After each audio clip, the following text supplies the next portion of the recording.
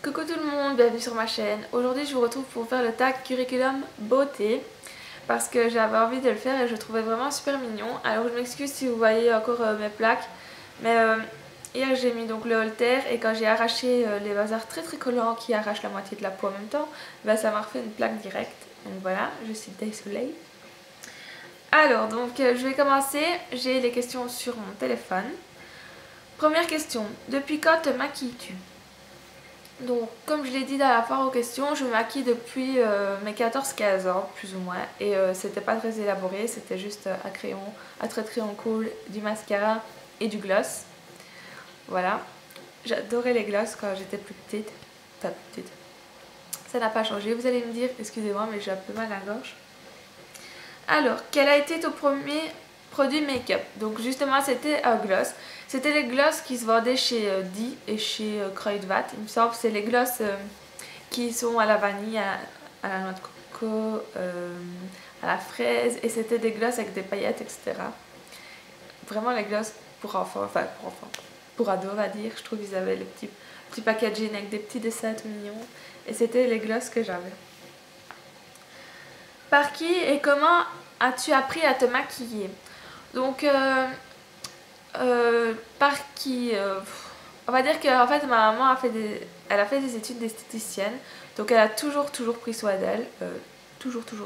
Il n'y a pas un jour où je l'ai vue qu'elle a laissé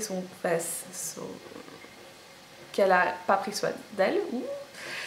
Et donc je pense que ça m'est venu de là, de l'avoir tout le temps mettre des crèmes, etc. pour être super jolie. Mais elle est très jolie, hein, ça c'est certain. Mais je pense que ça vient d'elle, oui, même certaine. Et alors donc, comment j'ai appris à me maquiller? Ben, il y a plusieurs sources. On va dire donc déjà il y a ma maman, comme je vous ai dit, vu que je la regardais, etc. Il y a les vidéos YouTube depuis que je regarde, donc depuis plus ou moins mes 18 ans. 18, ouais, c'est ça. Sauf que ouais, c'est 18-19 en fait. Plus ou moins.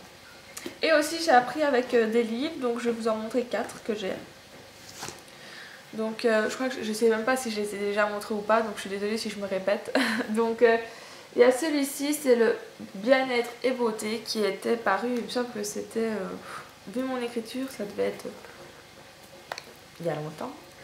En plus j'avais écrit Paris Hilton, la star la plus belle.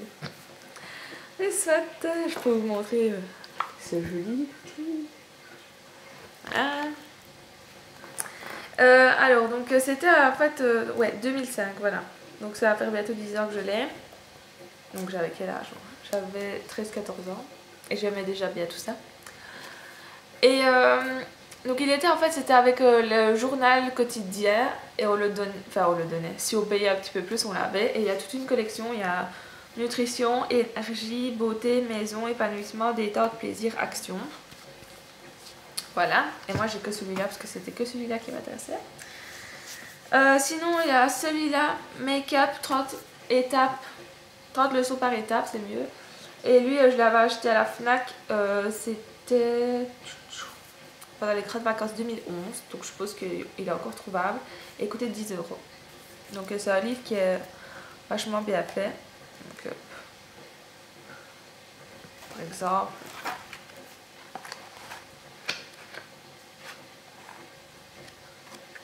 Voilà. Ensuite, j'avais acheté aussi en 2011 celui-ci, c'est maquillage facile pour une mise en beauté naturelle, technique de pro, qui coûtait 16,39 € et qui peut se trouver à la FNAC aussi. Alors celui-là, je le trouvais trop bien fait. Voilà. Et le dernier, c'est le guide du maquillage, les secrets et astuces pour se maquiller comme une pro de La Rose. Et lui aussi je le trouve trop beau.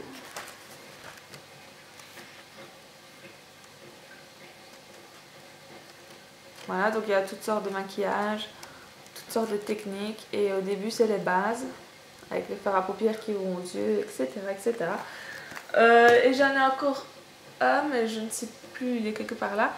Et enfin, tous des petits livres comme ça qui m'ont appris à me maquiller. Il y a aussi La beauté des paresseuses et tout ça qui donne des bons conseils. Vous savez, moi, les paresseuses, c'est une grande histoire d'amour.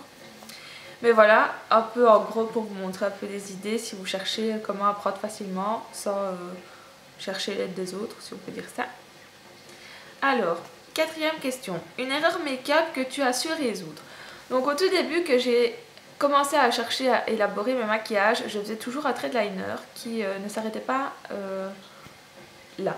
En fait, je l'arrêtais avant le coin interne parce que je trouvais que ça durcissait trop mon regard si je le continuais. Et il m'a fallu assez de temps quand même pour comprendre que c'était mieux quand je le faisais jusqu'au bout.